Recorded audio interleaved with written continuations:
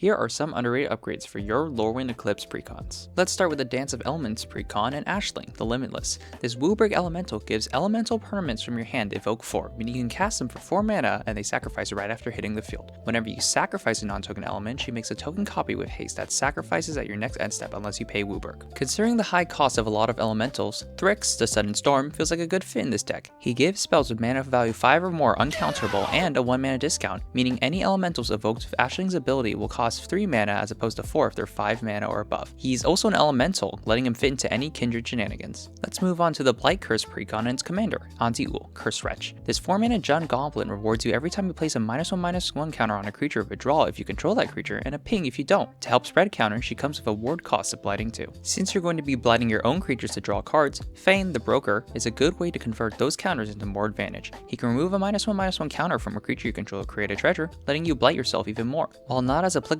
his other 2 abilities to make +1/+1 counters or bodies makes him a flexible option for the deck. Since there's only 2 precons in the set, I'll leave y'all with a bonus the Reaper, King No More, the backup commander for the Blight Curse precon. This Jund Scarecrow gives out 2 -1/-1 counters on entry, and once per turn can steal a creature an opponent controls that dies with a -1/-1 counter on it. Saw in Half is a great card to take advantage of both the Reaper's effects. By creating 2 copies of the Reaper, you can distribute even more -1/-1 counters due to his ETB ability. Plus, the token Reaper you keep is a new instance of the card, letting you trigger the once per turn steal an additional time in the same turn. Are there any cards you would recommend for these decks? Let us know in the comments below.